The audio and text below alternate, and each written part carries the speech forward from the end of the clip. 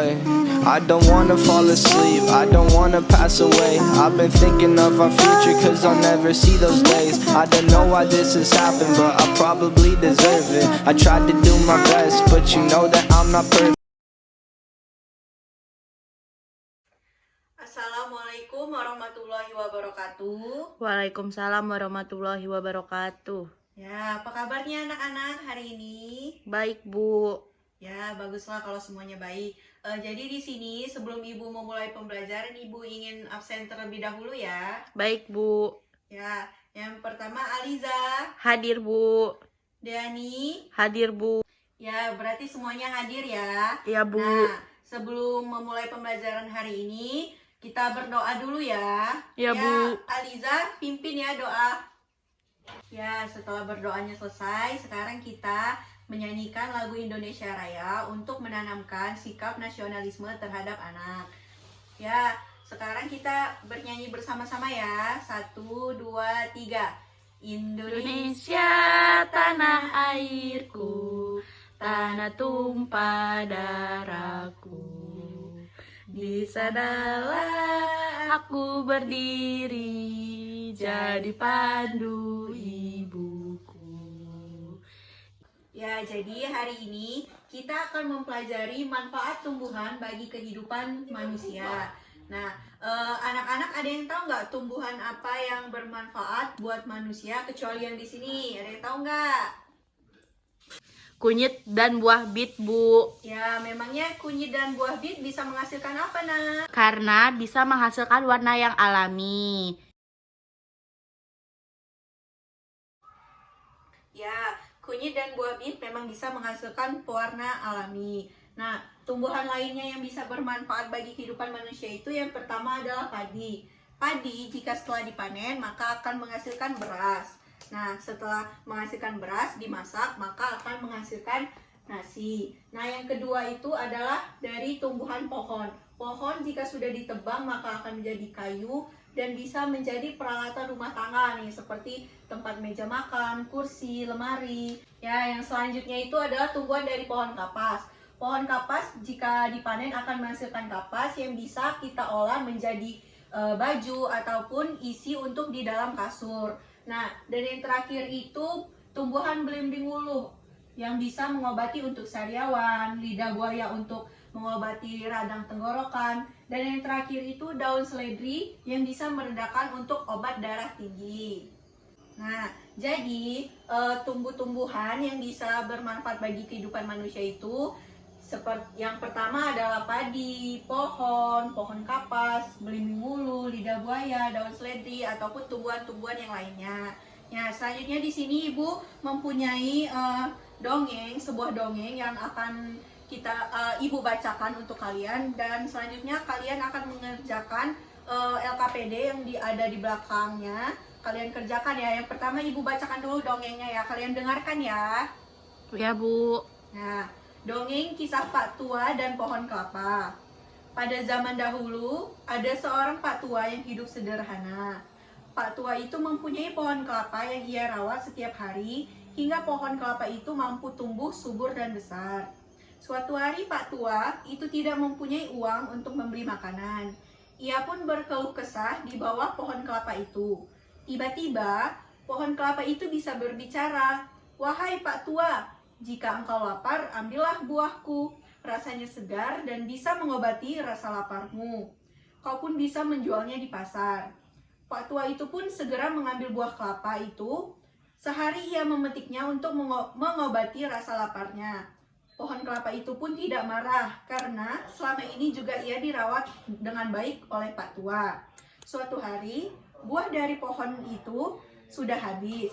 Pak Tua itu pun merasa lapar dan sedih. Uang hasil menjual buah kelapa itu pun sudah habis. Pohon kelapa itu pun berkata lagi, "Wahai Pak Tua, janganlah bersedih. Sekarang potonglah dahan dan daunku, kau bisa menjual daunnya dan juga bisa membuat sapu." Nah, jadi kan tadi udah Ibu bacakan dongeng yang berjudul dongeng kisah Pak Tua dan pohon kelapa. Nah, sekarang kalian jawab ya pertanyaan yang ada di belakang ini. Kalau kalian kurang paham, bisa kalian baca lagi, soalnya di depannya ada dongengnya. Nih buat kamu, Aliza. Ya, jadi kan kalian tadi sudah mengerjakan KPD yang udah Ibu kasih tadi. Nah, sekarang Ibu ingin salah satu di antara kalian membacakan dongeng yang tadi, tapi dengan secara lantang dan jelas ya intonasinya. Aliza ya yang baca. Dongeng kisah Pak Tua dan Pohon Kelapa. Pada zaman dahulu ada seorang Pak Tua yang hidup sederhana. Pak Tua itu mempunyai pohon kelapa yang ia rawat setiap hari, hingga pohon kelapa itu mampu tumbuh subur dan besar. Suatu hari Pak Tua itu tidak mempunyai uang untuk membeli makanan. Ia pun berkeluh kesah di bawah pohon kelapa itu. Ya, jadi di sini bisa kita tarik kesimpulan dari dongeng yang tadi. Jika kita merawat tumbuhan dengan baik, sehingga tumbuhan itu tumbuh dengan baik dan subur, maka tumbuhan itu bisa kita manfaatkan. Kayak seperti yang di dongeng pohon kelapa. Dia jadi kalau udah kita rawat, kita rawat dengan baik, terus itu dia besar, kelapanya bisa kita manfaatkan, daunnya juga bisa kita manfaatkan, serta dari kayu pohonnya itu pun bisa kita manfaatkan. Nah, ya, jadi selanjutnya kita akan mempelajari tentang sifat pertukaran pada penjumlahan. Nah, jadi di sini Ibu ada 2 buah kotak yang berisi daun singkong. Nah, yang di sini berisi 15 daun singkong dan yang di sini berisi 6 daun singkong. Nah, 15 jika ditambah dengan 6 daun singkong maka jumlahnya berapa anak-anak? 21, Bu. Ya, 15 daun singkong ditambah dengan 6 daun singkong jumlahnya 21. Nah, kalau kotak tempatnya Ibu tuker, yang 15 jadi di kiri, yang 6 jadi di kanan, jumlahnya akan berbeda atau sama? Sama, Bu. Iya, sama. Karena jika kita hanya memindahkan kotaknya saja, hanya memindahkan tempat, maka isi di dalam kotak tersebut akan tetap sama. Jadi misalnya yang kiri Ibu pindahkan ke kanan, kanan Ibu pindahkan ke kiri, maka jumlahnya akan tetap.